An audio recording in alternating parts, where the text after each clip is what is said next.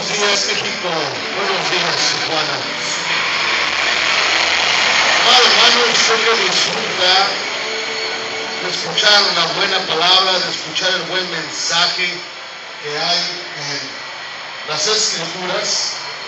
Vamos a dar inicio entonces a leer las Escrituras y a entender el mensaje que Dios tiene guardado en ellas. Padre, en el nombre de Jesús venimos esta mañana, Señor, a darte gracias una vez más por nuestra vida. Venimos a rogarte, Padre, que al abrir tus santas escrituras, que al leerlas, Padre, podamos recibir la fuerza, Señor. Podamos recibir el poder que hay en ellas. En Jesucristo lo pedimos. Dónanos de tu poder. Amén. Muy bien. ¿Sabe, hermano? Hay una cita bíblica en el libro de Job.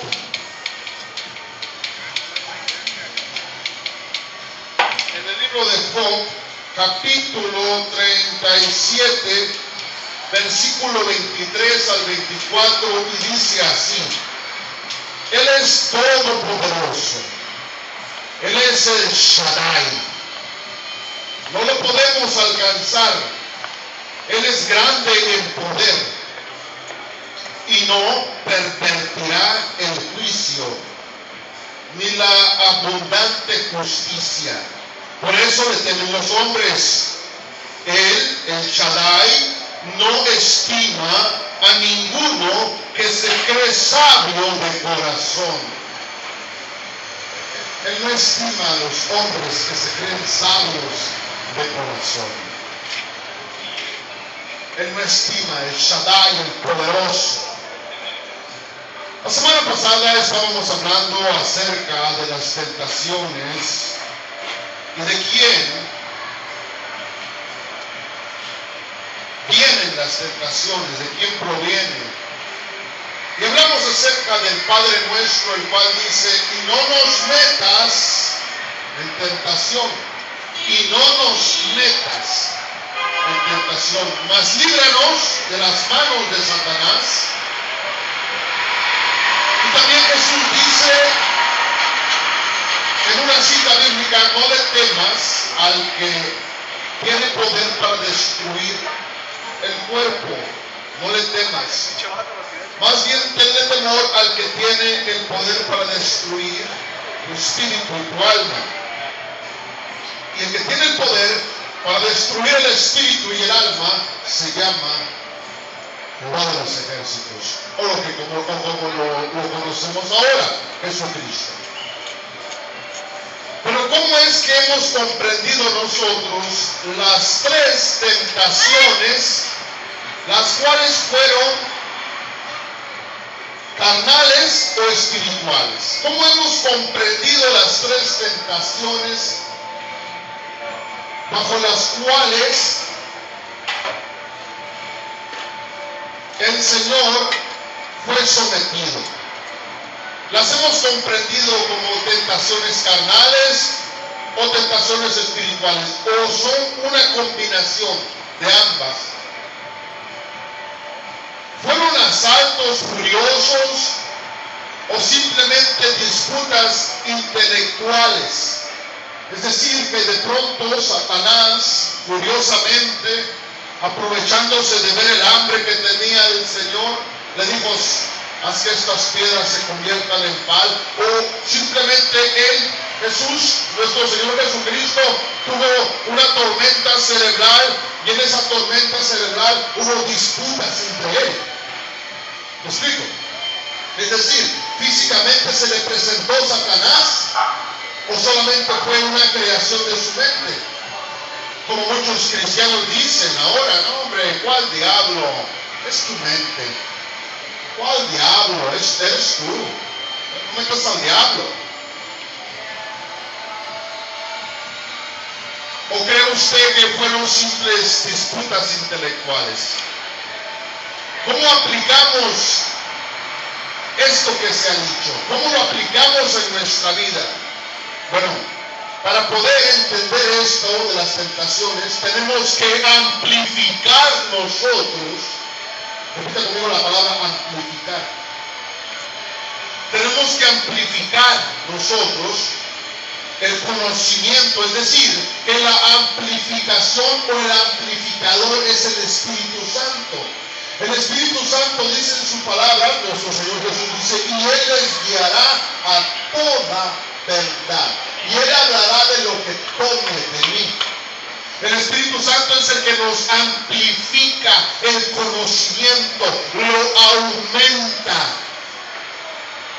Por ello pedimos al Espíritu Santo que nos ayude a amplificar este entendimiento, que nos ayude a amplificar su santa palabra, el entendimiento que hay en su santa palabra.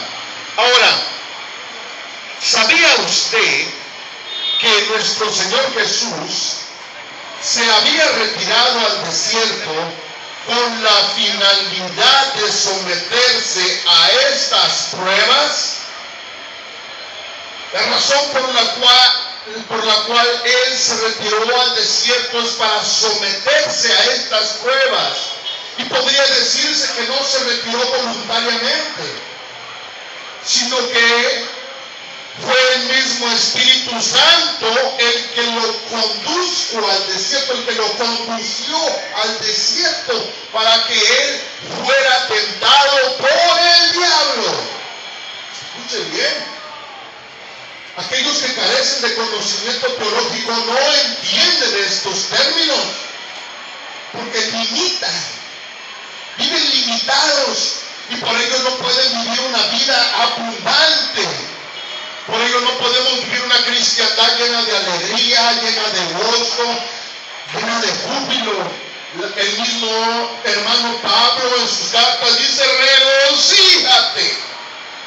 Y una vez más, regocíjate, gózate, vive gozoso. En Mateo capítulo 4, versículo 1 dice estas palabras.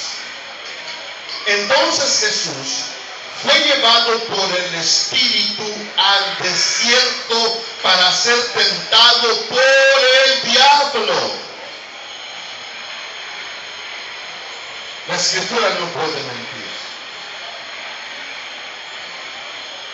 Pero detrás de estos parámetros visuales, es decir, detrás de estas palabras,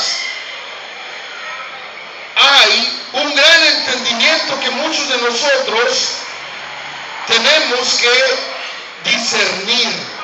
Tenemos que entender que es Dios el que somete al hombre a prueba, y aún la misma palabra de Dios dice de continuo que el hombre es probado todos los días. En el libro de Job encontramos como en el libro de Job se pone la palabra que el hombre es probado diariamente, es probado el hombre. Pero volviendo nuevamente, retomando esta predicación,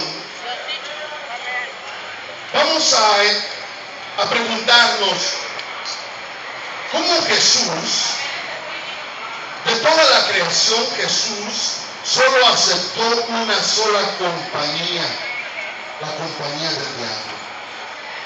O sea, de toda la creación, Él decidió aceptar solamente la compañía de Satanás, mientras Él tenía que ser probado 40 días en el desierto. Pero la pregunta aquí es también, si Él, Jesucristo, siendo Dios, no desdeñó la compañía de Satanás. ¿Usted sabe lo que es desdeñar? Me hizo un desdén, despreciar. Si Dios no despreció, si Jesús no despreció ni aborreció la presencia de este arcángel caído llamado Satanás, sino que Él decidió hablar con Él, Él decidió escucharle, Él decidió también responderle cuando le dijo, haz estas piedras. Él lo escuchó, haz que estas piedras se conviertan en pan. Él decidió ponerle atención y decidió responderle. No dijo, cállate, Satanás, vete de aquí.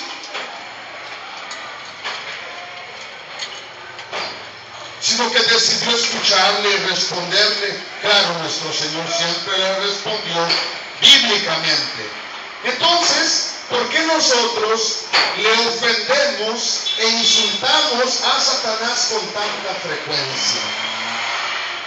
Dentro de la iglesia hay hermanos ofendiendo feamente a Satanás.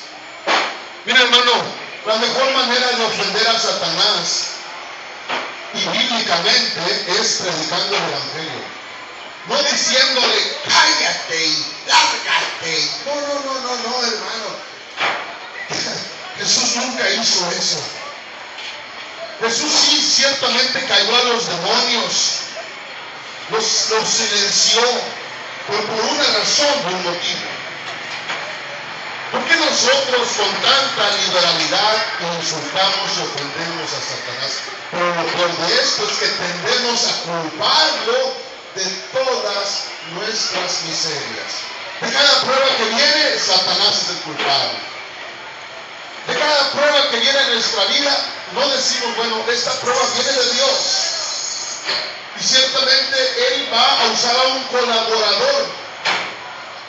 Y ese colaborador va a ser Satanás, el que va a venir a pedirnos que se hagan posiblemente las piedras que se conviertan en pan. Pero los verdaderos hombres de Cristo somos como las hojas de metal que no pueden ser cortadas si no se ponen primero al rojo vivo. ¿Ha visto usted cómo corta la autógena? Si no se pone primero ese metal al rojo vivo, no puede ser cortado el metal. Y así somos algunos de los hombres de Cristo. Así como nuestro Señor Jesucristo en los últimos días, porque la palabra de Dios dice que estas fueron las últimas pruebas. Él no solamente fue tentado en 3 pruebas, dice la Escritura que Él fue tentado en toda manera, toda forma posible fue tentado. Nosotros tenemos que entender que la palabra de Dios y Dios mismo es un fuego consumidor. Por ello tenemos que permanecer nosotros, buscar ese fuego, buscar estar en la línea de fuego. Un verdadero soldado, un verdadero guerrero no se esconde en la trinchera. Un verdadero soldado sale a la línea de fuego, defiende, lucha. Nosotros hemos sido llamados a defender el evangelio. Nosotros hemos sido llamados a luchar, a contender, no físicamente, pero sí espiritualmente. Es una batalla agobiante, es una batalla agotadora. ¿Cómo desearía, en verdad, que el pueblo que alaba a Dios, aquí en México, el pueblo que alaba a Dios, maravilloso y glorioso, también conociera al colaborador del Señor? Mucha gente no quiere conocer a Satanás, no quiere conocer sus artimañas, no quiere investigar quién es, qué hace, cuál es su obra, cuál es su propósito, y por ello desconocemos las artimañas, conocemos cómo opera, y por ello tendemos a fracasar y no a crecer espiritualmente. Sin embargo, si nosotros logramos conocer a este colaborador llamado Satanás, entonces nosotros viviremos completamente en libertad. Ahora, Satanás ha demostrado tener un concepto asaz. ¿Usted sabe lo que significa la palabra asaz? A-S-A-Z, asaz. Mucho. Asaz significa mucho. Satanás ha demostrado tener un concepto, significa mucho, o muy, o bastante. Asaz significa mucho, muy o bastante. Ahora, Satanás tiene un concepto, asaz, materialista de la divinidad. Es decir, Satanás ha demostrado tener un concepto muy materialista de la divinidad. Y usted se preguntará, ¿cómo es eso? Recordemos simplemente cuando el Señor hizo el Edén. ¿De qué estaba lleno aquello? ¿Era un lugar vacío? Era una tierra vacía, era una tierra próspera, con árboles fecundos, con animales, con flora, con fauna, es decir, había bastante material ahí. Era un jardín completamente materializado. Y el hombre también es materia. Por ello Satanás siempre le ha mostrado al hombre, lo ha querido atraer y alejar de Dios por medio del materialismo. Pero el hombre, por no conocer esos conceptos, tiende a claudicar y tiende a fallar. Aun cuando la Escritura dice, pero primero busca el reino y la justicia divina, y todas estas cosas vendrán a ti por añadidura. Entonces, Satanás ha demostrado tener este concepto de materialista, es decir, él ha materializado a Dios como si como si Dios consistiese esencialmente en el dominio sobre las cosas materiales y visibles. Es decir, que todos nosotros hemos llegado a creer que Dios solamente tiene dominio sobre las cosas materiales y sobre las cosas visibles. Y no es así. Sí, Dios tiene dominio sobre todas las cosas materiales y todas las cosas visibles, pero también tiene poder y dominio sobre todas las cosas invisibles. Mucha gente se pregunta, bueno, ¿por qué si Satanás es tan malo no ha terminado con mi vida? ¿Por qué si yo soy tan malo no ha terminado Satanás con mi vida? Bueno, porque Dios te está dando tiempo a que te arrepientas y Dios no ha quitado las restricciones que limitan a Satanás. Las restricciones que Él ha puesto para que no te toquen, porque ya te tocará tu día. A todos nos toca nuestro día. Tarde o temprano un día vas a estar de rodillas llorando. Pídele a Dios que no sea porque te dejó tu mujer. Yo no soy listo de llorar por una mujer. Entonces, Dios tiene ese poder para ver las cosas visibles e invisibles, lo que nosotros no podemos ver. Pero la iglesia está percibiendo solamente a este Dios materialista. No está dándole tanta prioridad al Dios Espíritu. ¿Me explico? La misma palabra en Job dice, nadie le ha conocido, nadie le ha visto. Pero sin embargo, hemos caído en el materialismo al punto de que estamos creyendo, algunos, que si llegamos y depositamos toda nuestra riqueza en las manos de un charlatán, vamos a vivir, Dios va a multiplicar eso y vamos a vivir felizmente. Hay iglesias, pseudo iglesias, en donde le sacan a la gente todo el dinero que lleva. Todo lo que lleva se lo quitan. Entonces no hemos querido entender que el verdadero alimento del hombre es espiritual. La verdadera comida del hombre no son los taquitos de carne adobada que te comes, ni la hamburguesa. El verdadero alimento espiritual es espiritual. El verdadero alimento del hombre es espiritual. Por ello Jesús dice, no solo de pan vivirá el hombre.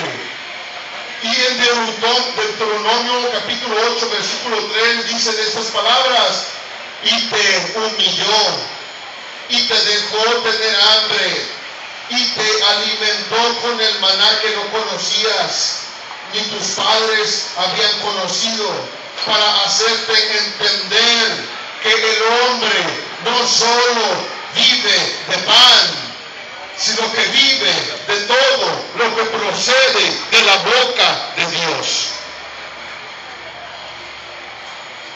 Pero nosotros no hemos podido darle la interpretación adecuada, no hemos podido emboletinar, no hemos podido boletinar esa sabiduría en nuestra vida y ajustarla a nuestra vida y acomodarla en nuestro ser.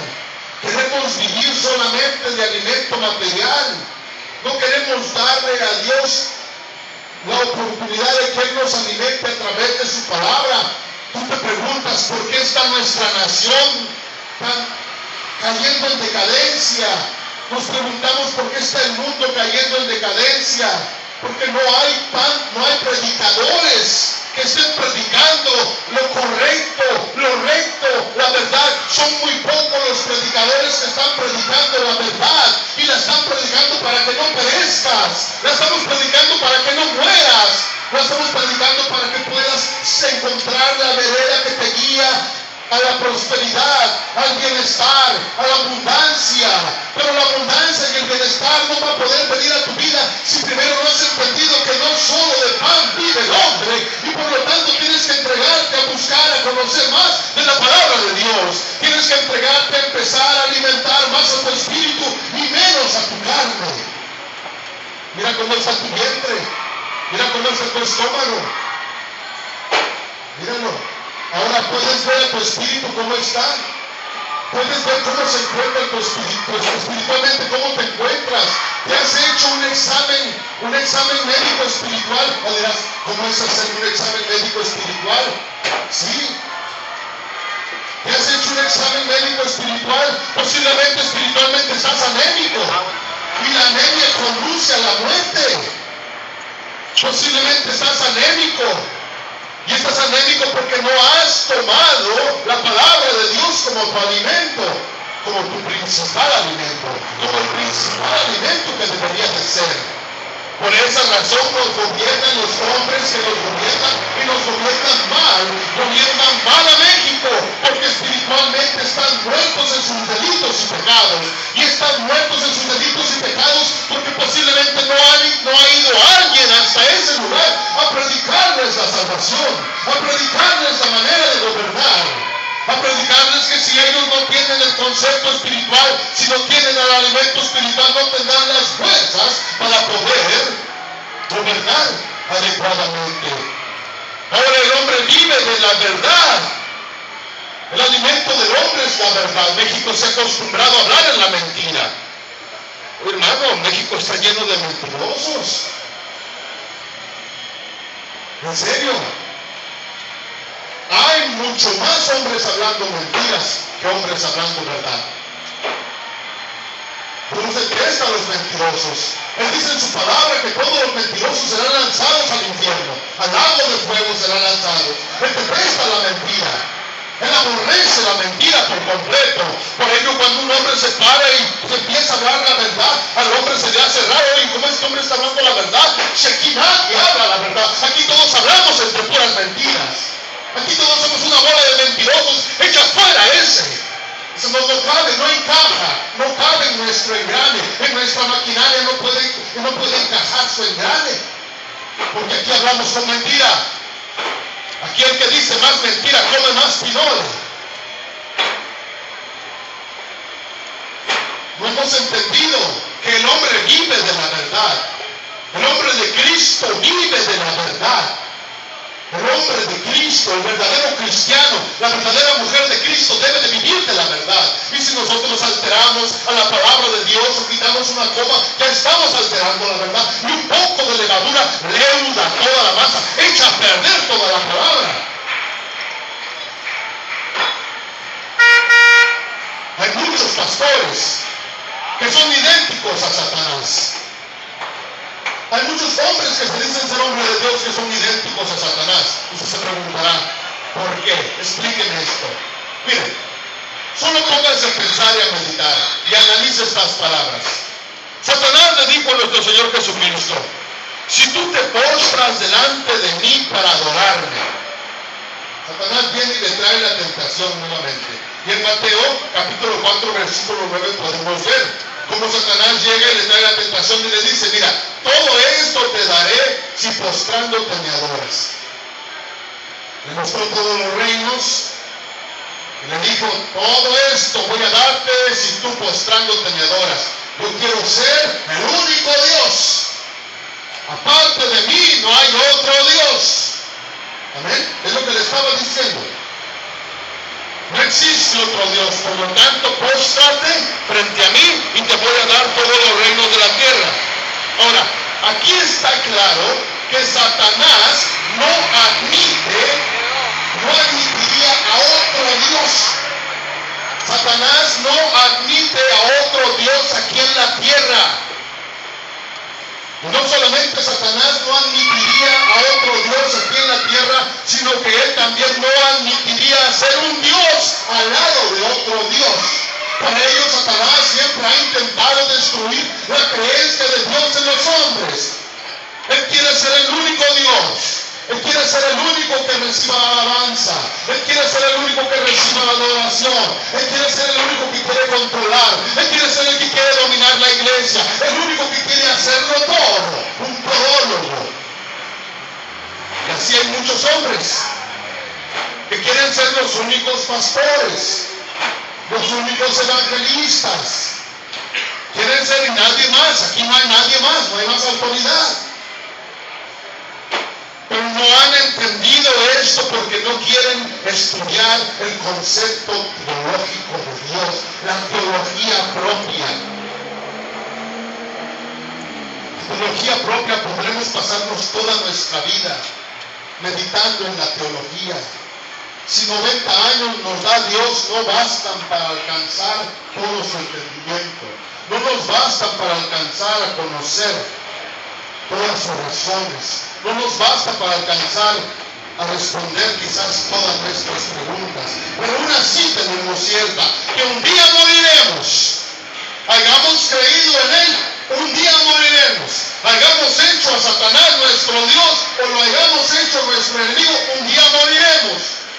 Y por lo tanto, debemos de entender que el único que debemos de adorar es a nuestro Señor Jesucristo, y que debemos de manifestar nuestra cristiandad aceptando lo que Él hizo, lo que Él dijo: cosas mayores harán ustedes, y viendo el ejemplo que Él llama a todos, así como llamó a sus 12 apóstoles. Él no quiso ser el único. Si es el único Dios, detrás de Él no hay nadie más, delante de Él no hay nadie más. Y estas pruebas que he puesto son pruebas bíblicas, adquiridas, porque le he pedido a Dios que me dé la capacidad para estudiar, para analizar, para entender. Y vamos a poner otra prueba acerca de cómo Satanás opera en la vida, así como operó en la vida del Señor. Nosotros no quedamos libres. Tenemos que pasar por donde el Señor pasó. Ciertamente no vamos a morir quizás crucificados. Por lo tanto, tenemos que crucificar nosotros nuestra carne. Y esta prueba es mucho más excelente que la prueba que acabo de poner, ya que cuando Satanás le pide al Señor que se lance al vacío, en la segunda prueba, cuando Satanás viene y le hace la segunda prueba y le dice: bueno, si tú eres hijo de Dios, pues lánzate. Y sus ángeles, en lo que Satanás le estaba pidiendo: lánzate, tú vas a volar, porque los ángeles de Dios te van a sostener. Tú vas a poder volar, o vas a poder levitar. ¿Me explico? Vas a adquirir el poder de la levitación. Pero en esta prueba, en la cual le dice que se lance al vacío, es mucho más fácil, pues esta prueba, el Señor, es mucho más facilísimo entenderlo después de la resurrección. Nuestro Señor, después de la resurrección, Él se lanzó a los aires, pero no de arriba a abajo como lo pedía Satanás, sino de abajo para arriba. Satanás estaba pidiéndole al Señor que se lanzara de arriba hacia abajo, lo cual es muy fácil. Cualquiera se puede lanzar de arriba abajo. Usted se sube a la punta de ese edificio y se lanza facilísimo. Pero vaya desde aquí hasta arriba volando o elevándose o por medio de la levitación, eso sí es tremendo. Siempre lo que pide Satanás son cosas míseras. Ahora, Él se elevó de sobre toda la tierra hacia el cielo, y con esto nuestro Señor respondió victoriosamente a la demanda del acusador. Qué tremendo está eso. Qué tremendo y qué precioso está esto. Pero veamos qué acontece en la tercera prueba que acabo de hablar antes que la segunda. ¿Qué que Jesús da a este hermano, es decir, a Satanás, que nadie quiere reconocer o pocos quieren reconocer como hermano. Primero, a Jesús no le importan las riquezas. En la tercera prueba le dice, mira, todos estos reinos te daré, todos estos reinos voy a darte, si tú te postras y me adoras. Pero a Jesús, a nuestro Señor, no le importan las riquezas terrenales, no le importan las riquezas materiales, ni las coronas de los príncipes que posiblemente puedan tener en la tierra. A Él lo que le importa, a Jesús lo que le importa, es conquistar aquel esplendor, el cual es más valedero y cierto, el cual aparece en los espíritus humanos. Eso es lo que a Él le importa conquistar. Nuestra alma. A Él le importa conquistar nuestra alma. A Él no le importa conquistar las riquezas del señor Hank o las riquezas del hombre más rico del mundo que vive aquí en México. A Él no le interesa conquistar el oro ni la plata, ni las piedras preciosas, ni los rubíes, ni los zafiros, ni los diamantes. A Él lo único que le interesa es el alma. Y segundo, porque Él sabe que el alma, Él sabe muy bien el valor del alma. Y Él sabe que los emperadores, los príncipes, los reyes, los ricos de este mundo, solo pueden poseer las tierras, las casas, los vestidos. Pueden también obtener los cuerpos de sus subordinados. Por eso a Cristo no le importa. Eso a Cristo no le importa. Porque Cristo, poseyendo lo más poderoso que hay en la tierra, la cual es la sabiduría, Él conocía que Él llegaría a poseer las almas, las cuales obedecen por voluntad propia todas las formas de la vida. Si la vida tiene múltiples formas, el alma responde a esas múltiples formas de vida. El alma responde a esas múltiples formas de vida. El alma responde a la vida espiritual, tanto como puede responder a vivir la vida material. Usted piensa que en el infierno ya no hay vida, piense de nuevo, porque la Escritura dice claramente que el alma, estando en el infierno, es cuando empieza a sufrir mucho más. Es cuando su agonía es eterna y perpetua. Por lo tanto, mientras el alma sufra aquí en la tierra, tiene la oportunidad, tiene la esperanza de rendirse, de pedir perdón por sus pecados, tiene la esperanza de arrepentirse y pedirle ayuda a Dios para poder salir de ese estado. Sin embargo, una vez muerto, usted ya no puede hacer nada, ni su alma puede hacer nada, excepto gemir, excepto lamentarse, excepto vivir dentro de esa tortura y ese tormento. Ahora ve usted las diferencias que hay en las formas de la vida. ¿Está usted verdaderamente obedeciendo a la vida? ¿Estamos verdaderamente obedeciendo a la vida? Oh, amado hermano, obedecer a la vida. ¿Qué significa obedecer a la vida? Jesucristo dijo en su palabra, yo soy la vida. Obedecer a la vida es obedecer a Jesús. Obedecer a Jesús es lo que Él manifestó en su palabra. Ir por el mundo y predicar este evangelio. Ir por el mundo y predicar el evangelio de la salvación. Solo en nuestra obediencia puede alojarse la verdadera iglesia. Ninguna iglesia en la tierra puede ser la dueña de la verdad. Ninguna iglesia es dueña de la verdad. La verdad es dueña de la iglesia. Aleluya.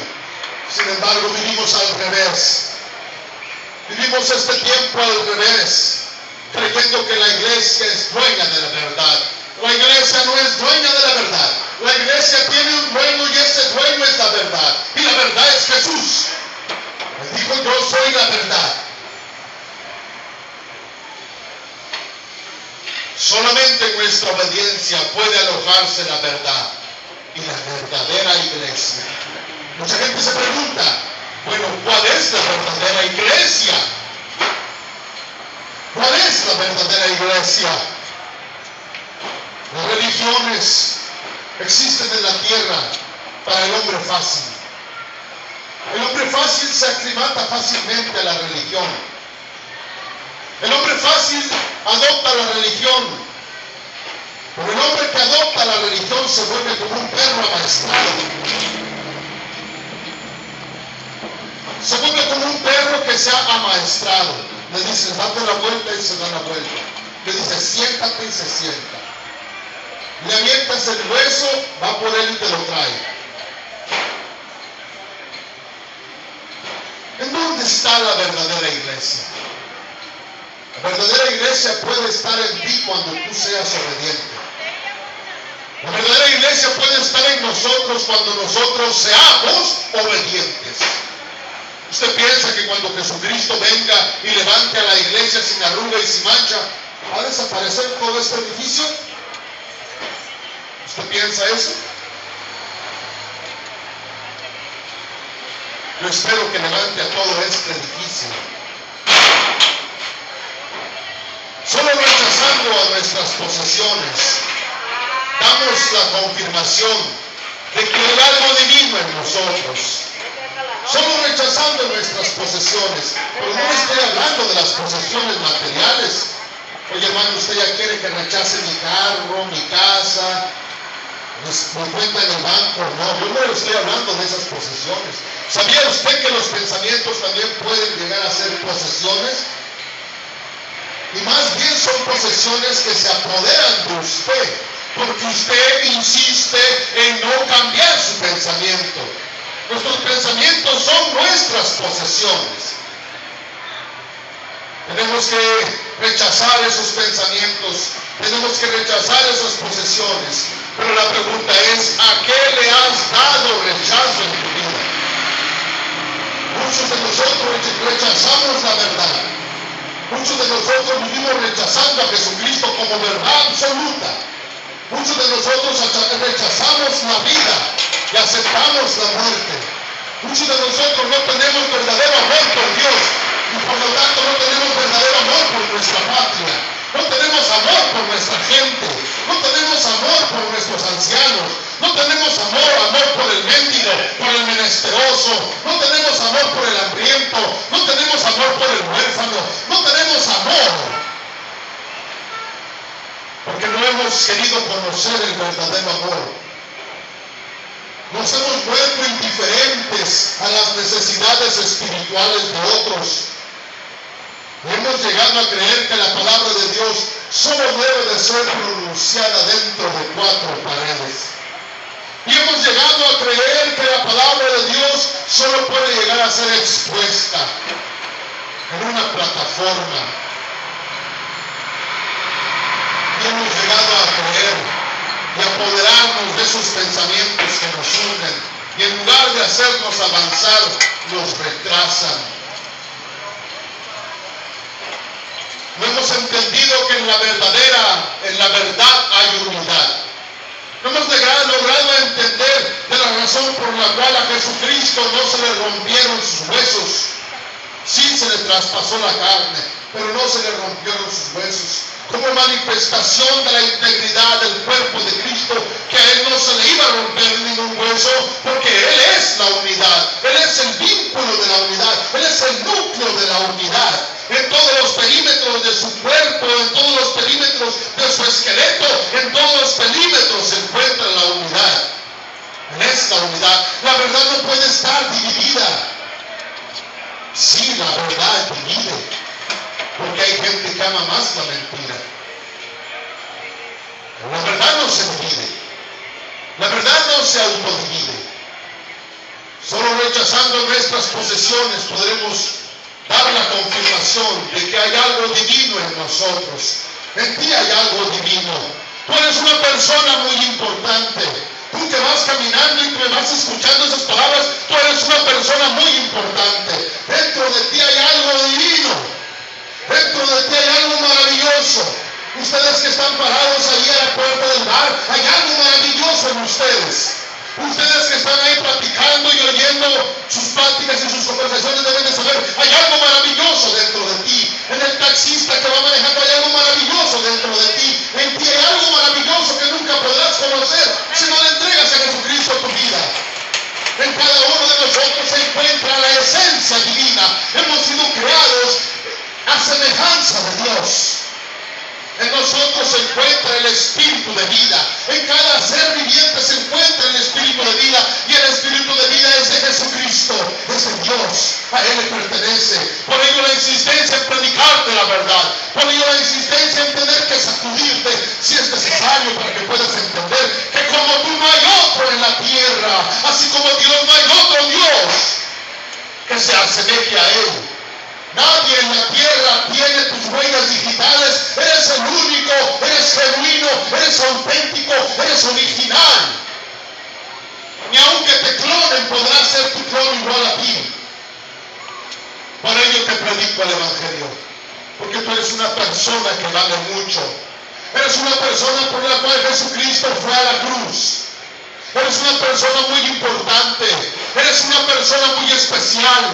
Si tú quieres aceptarlo. Pero para que medites y meditemos un poco en esto que he hablado. Vamos a reflexionar en lo que dice la carta a los Corintios, la primera carta a los Corintios, capítulo 2, versículos 7 al 8. Y dice así, esto es lo que leemos en esta cita. Dice en el versículo 7, sino que hablamos sabiduría de Dios en misterio. Lo que yo te estoy hablando aquí es sabiduría de Dios. Y podría decirse que ya no en misterio, aunque aún se encuentra en misterio. La sabiduría oculta, que desde antes, repite conmigo, sabiduría oculta, que desde antes de los siglos Dios predestinó para nuestra gloria.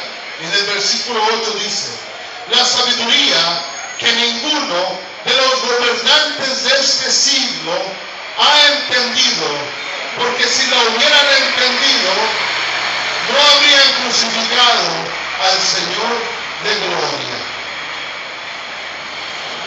Si los gobernantes de este siglo, pero ¿a qué se refiere la palabra de Dios con los gobernantes de este siglo? ¿Está hablando solamente de Herodes?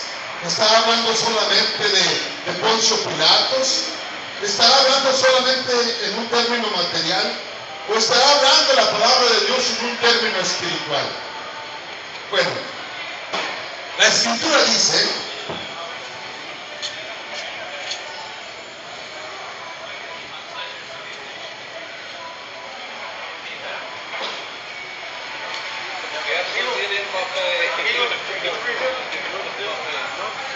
escuche cómo dice la Escritura en Efesios capítulo 6.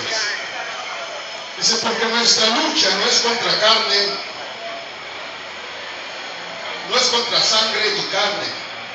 Nuestra lucha es contra los principados, contra las potestades, contra los gobernadores de este mundo de tinieblas y contra las huestes espirituales de maldad en las regiones celestes.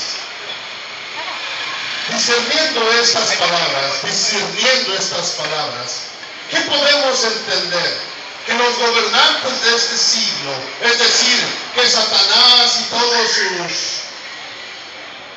sus legiones, no pudieron entender lo que había en Jesucristo.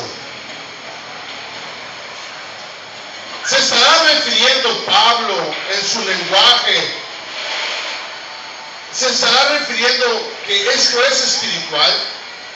Es decir, ¿se estará Pablo refiriendo en su lenguaje, el cual siempre es espiritual, que los gobernantes de este siglo son los demonios y que estos no habrían hecho crucificar a Jesús si estos demonios hubieran conocido el secreto oculto en el misterio de Dios? ¿Me explico? Fíjese bien a dónde le va a conducir esto. Lo voy a repetir nuevamente.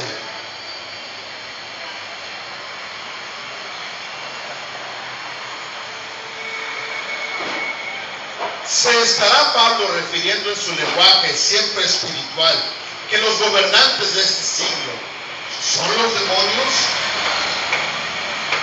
y que estos demonios, que Satanás no habría hecho crucificar a Jesús de haber conocido el secreto oculto en el misterio de Dios, porque aquí en la cita bíblica que leemos nuevamente dice, sino que hablamos sabiduría de Dios en misterio, la sabiduría oculta. Y esta misma sabiduría oculta no la conocían estos demonios.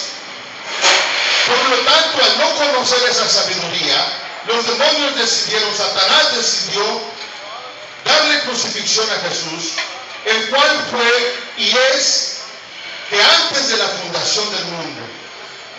Ahora, Jesucristo es antes de la fundación del mundo.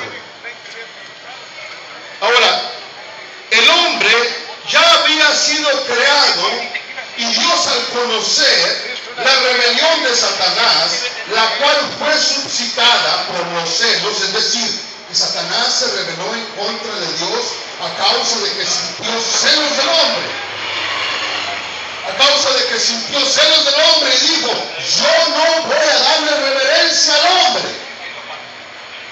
El hombre para mí es un gusano y te lo voy a comprobar. Te lo voy a comprobar. Por ello trajo a la muerte, porque por medio de la muerte el hombre se agusana. Ahora,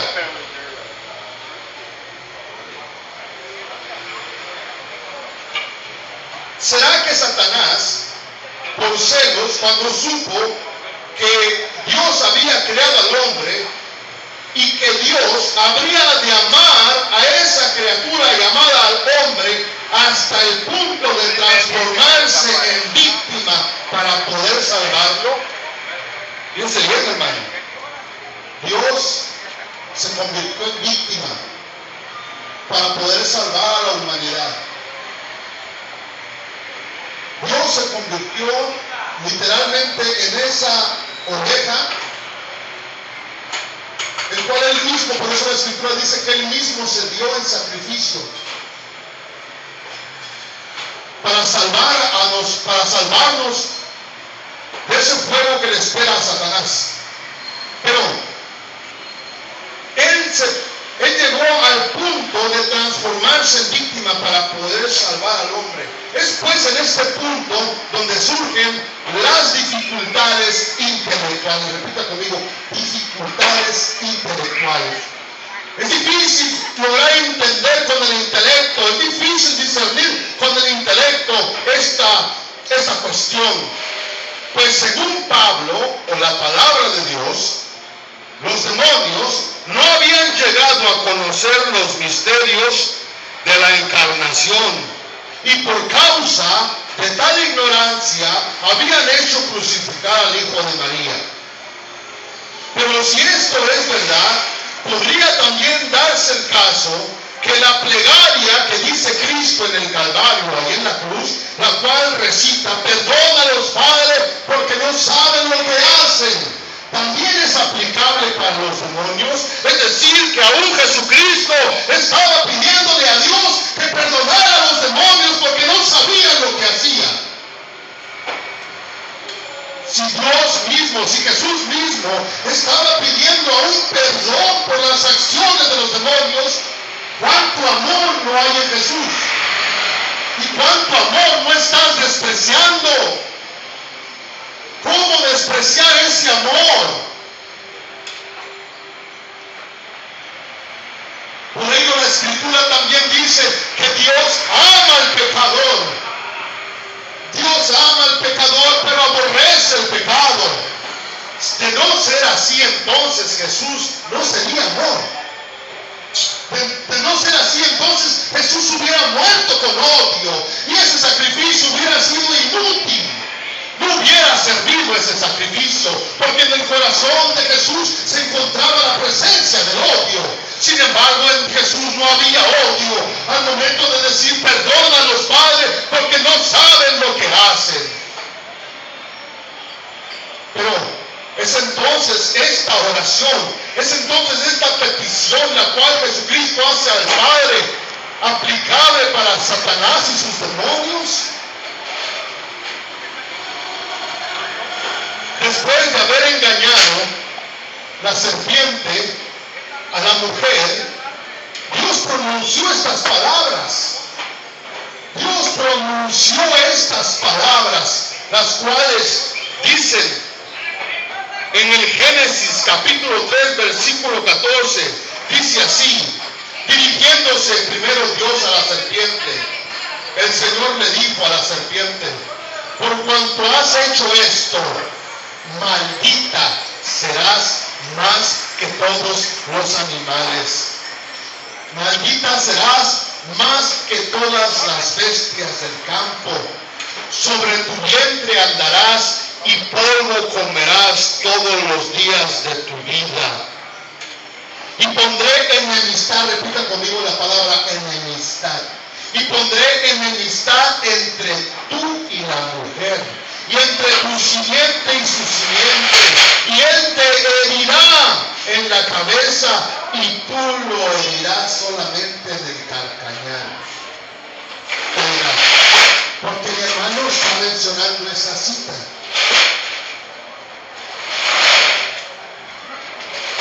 Mira, hermano, cada vez que vengo yo a predicarle aquí, y tengo a mi esposa de testigo, yo me paso horas,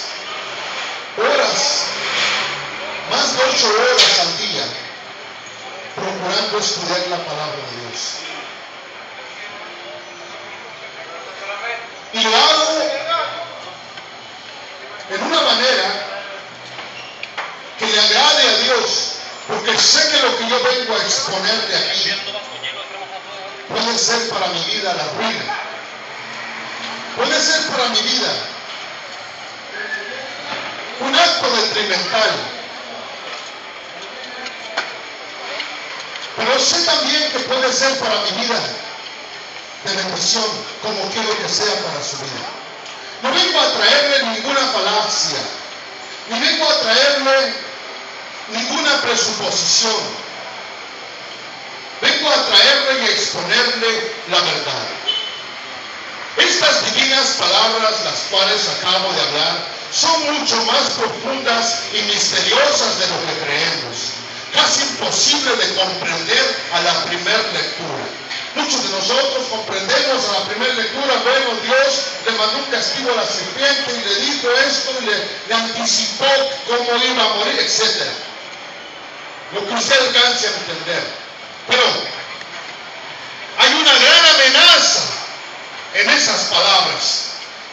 Hay una gran sentencia que Dios pronuncia para la serpiente en esas palabras. Al interponer y alimentar la enemistad entre la mujer y la serpiente, muy bien podemos pensar por esas palabras que dicha, escuche bien, que dicha enemistad no existía, y que la mujer, después de haber sido modelada por las manos del Creador, se hizo enseguida amiga de la serpiente. ¿Piensa usted que el hombre, al ser puesto el hombre en el Edén, ya traía odio del hombre en su corazón?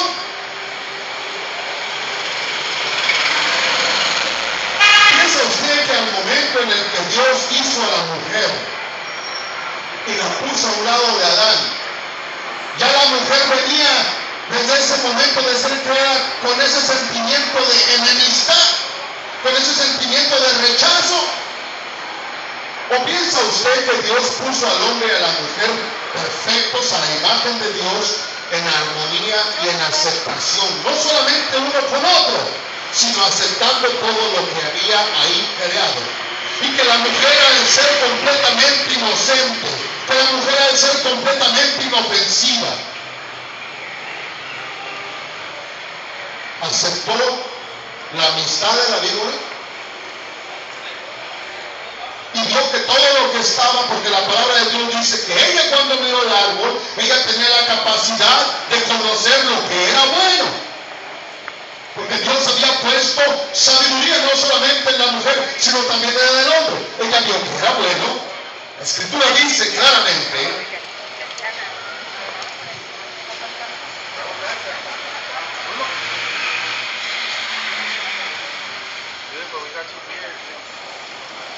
Mira lo que dice la Escritura.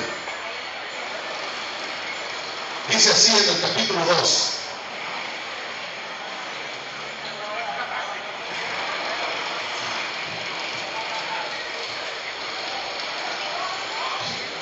Dice, pues Dios sabe que el día que comas serán abiertos vuestros ojos y seréis como Dios conociendo el bien y el mal.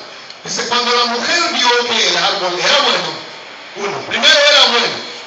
Segundo, era bueno para comer y que era agradable. Segundo, que era agradable a los ojos. Tercero, y que el árbol era deseable para alcanzar la sabiduría. Tomó del fruto y comió. Ahora, fíjese bien, amado hermano, son tres factores: bueno, agradable y deseable. Había sabiduría en la mujer. Claro que había sabiduría en la mujer. Es decir, que ella venía completamente íntegra, limpia, recién fabricada, recién salida de la fábrica, y por lo tanto hizo una amistad con la víbora.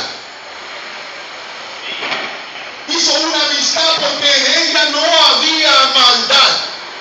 Por ello Dios le dice, pondré enemistad entre tú y la serpiente. ¡Cállate! Tú y la serpiente no llegarán a ser amigas. Hey, I'm gonna kick you off the sidewalk and say it next Y time. la simiente que salga de ti, es decir, y tus generaciones, de las generaciones que salgan de la mujer, uno de sus hijos va a aplastar la cabeza de Satanás. Y la serpiente solamente le va a hacer un pequeño daño en su tobillo.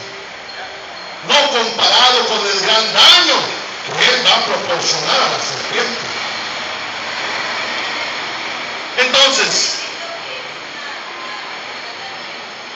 la mujer era amiga de la serpiente. Ahora, la condenación, pero es aquí donde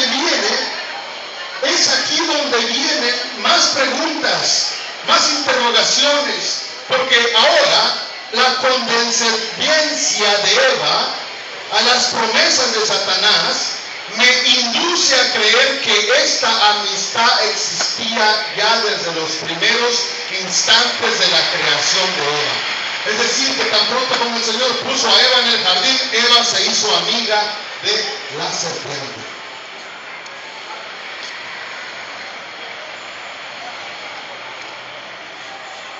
Y de nuevo aquí vuelve a surgir la dificultad intelectual, las cuales parecieran impedirnos penetrar y llegar a entender lo que sucedió después. Durante los milenios siguientes sobre la tierra, los cuales parecieran hacerme pensar que no haya existido una verdadera enemistad entre las hijas de Eva y los hijos de Lucifer. Es decir, que de acuerdo a cómo se desarrolló la historia, tal parece que las palabras que Dios dijo en la sentencia que le dio a Eva, que no han tomado lugar, porque aún las hijas de Eva se han mezclado con los hijos de Lucifer. No solamente han hecho amistad, sino que también han hecho parentesco con los hijos de Lucifer. O no, a no ser de que Dios haya dicho estas palabras por despecho.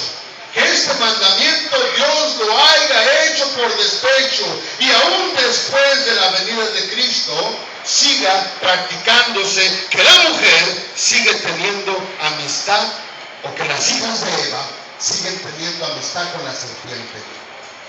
¿Cuántas brujas no hay? ¿Cuántas brujas no hay? ¿Cuántas brujas no ha habido? ¿Cuántas brujas no han existido? ¿Cuántas mujeres orándole a la muerte? ¿Cuántas mujeres orándole a los ídolos de plata, madera, metal, bronce? ¿Cuántas mujeres desobedeciendo la palabra de Dios? Mire, hermano, le voy a explicar o a intentar explicar lo que sucede. De acuerdo a las estadísticas, nace un hombre por cada 7 mujeres. Y eso es real y verdadero, no es una falacia, no es una mentira. Al nacer 70 hombres,